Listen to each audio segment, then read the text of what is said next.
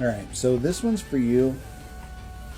If lately, maybe it's because, all right, if lately you have been extra polarizing. For some people, you're extra magnetic and interesting and super cool, and they fucking love you and they can't get enough and they want more all the time. And then there's the other type.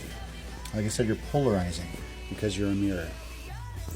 You show people themselves.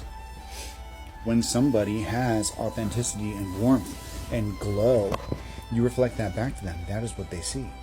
And when somebody is projecting bad energy into the world, they'll turn the corner and that's what they'll see in you. And it's not because you did anything. They could literally just look at you and see something that upsets them, something that they don't like. And that's that part of themselves that they are seeing mirrored back to them. And I didn't really think about it like this, but I got 3-5 readings in a row, something like that, over the last couple days about magnetism and potency of your energy and all sorts of stuff. And whenever spirit gives you a groove like this, a trend of messages that are similar to each other, you need to look at the commonalities. You need to look at the patterns and go, okay, yes, I have my flash on. I don't know why. Maybe this is something that's illuminating for you today. It certainly is for me, because even though I saw the pattern, I didn't make the connection.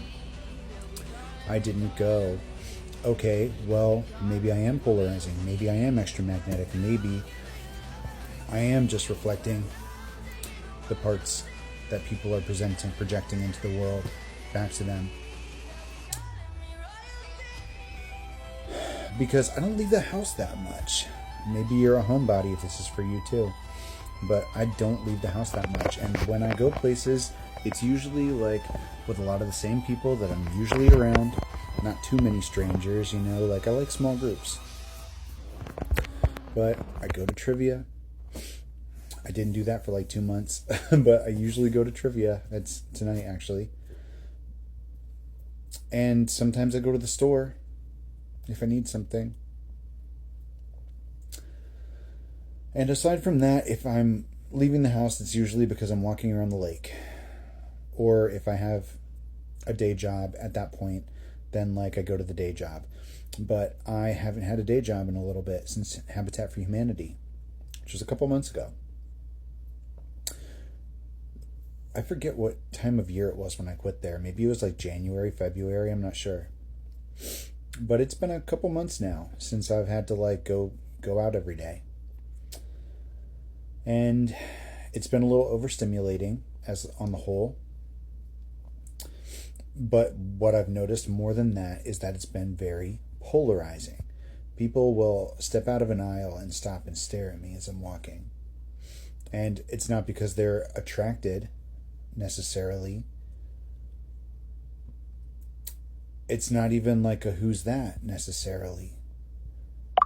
But no matter what store I'm at, people stop and they stare at me.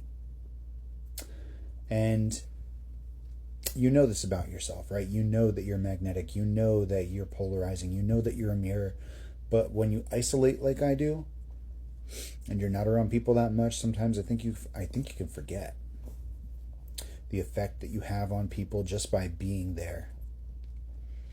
And if this is for you, you're one of us too. A catalyst, an earth angel, someone that creates change just by being there. And that is why Spirit pulled you back from the brink of destruction, so that when they place you somewhere, when they move you like a chess piece, you create this reaction in others that doesn't consume you, but you create change in them. And, we can't read minds. We don't know what those people that stop and stare are thinking. And it might be a good thing to make sure that you don't have anything stuck in your teeth and that you're not trailing toilet paper and anything like that. You know what I mean? That your shirt's not tucked weird. But when you understand that this is a natural reaction people are going to have around you, no matter what you do, You just have to embrace it. And I'm hearing somebody. I'm getting I saw a TikTok the other day, or maybe it was a Red Note, I forget. It was Elena versus Catherine in Vampire Diaries, and it's the same actress with a little change up in the hairstyle, but even when the hairstyles are the exact same, like straight or curly or whatever, you can tell which character it is based on the way that she moves, the way that she walks. Because one of them is like, I'm a 17-year-old with a lot of emotional damage, and then the other one's like, I'm that bitch. And you are being guided when you're experiencing this kind of polarization, whether they turn the corner, know nothing about you, and just go, he's a problem for me, she's a problem for me, I don't like her. Or whether you turn the corner and this person around the bend is like, oh my God, you have great energy, I love being around you, your vibe is fantastic, what do you do? Like whichever one it is, be that bitch. Be that bitch. Be that you. Be that you. Be that you. What is that from? That's a movie quote. Hold on. I can't find it. But it's like a funny movie, I think. I want to say it's a comedy. And somebody's like, be that you. Be that you. And that is Spirit's guidance to you. Be that bitch. Walk with confidence. Even if you are trailing toilet paper, you know what? Fuck it. What people are going to get from you, from experiencing you, is up to them. It's going to expose something that they need to heal. I'm also getting that this is when your claircognizance activates. When you're in conversation with random people, random strangers, sometimes, like I do, you get the impulse to say something that you wouldn't normally necessarily bring up or say. Something that pokes them. And I'm not talking about like you make a dig at their hair or their appearance or their style or anything like that. I'm talking like you get the urge to say something about Tarzan, and then you find out after bringing up Tarzan and talking about that for no reason, unprompted, you find out that they've got a dog that they named Tarzan that died 2 weeks ago. Something like this. That's supposed to create a bubble up. That's supposed to create a point of connection for you, of empathy. You know what I mean? Like, this is the kind of stuff I'm talking about. When Spirit gives you these unprompted things that they want you to bring up, they want you to say this, they want you to discuss, they're not going to shout it. It's going to be a whisper. It's going to be something that just pops into your head, and you're supposed to say it. And sometimes, when you're like us, when that happens, it's a little bit alarming for them, right? And a lot of the time, whenever Spirit gives you one of those little messages to poke this bruise to see what happens, that can be misconstrued because people don't understand us right away.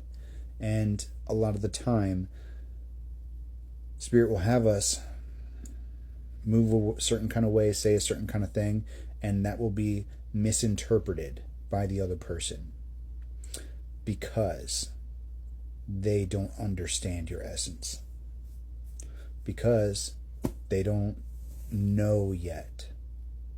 And that's a test for each individual person, how they receive you. When Spirit makes a situation look like something else, how do they react? What judgments do they make? Because when they find out that they misjudged you in that moment, that makes them look at themselves. And I'm getting the energy right now that somebody is new to being a catalyst. And I'm here to give you like the 101, the guidebook real quick. Here's how this works. Somebody is activating their divinity, their gifts. They are becoming that portal, that mirror, that divine conduit. And you just need to embrace it.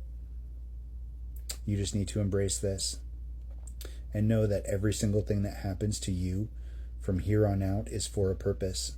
And you are, in every form, going to change people around you.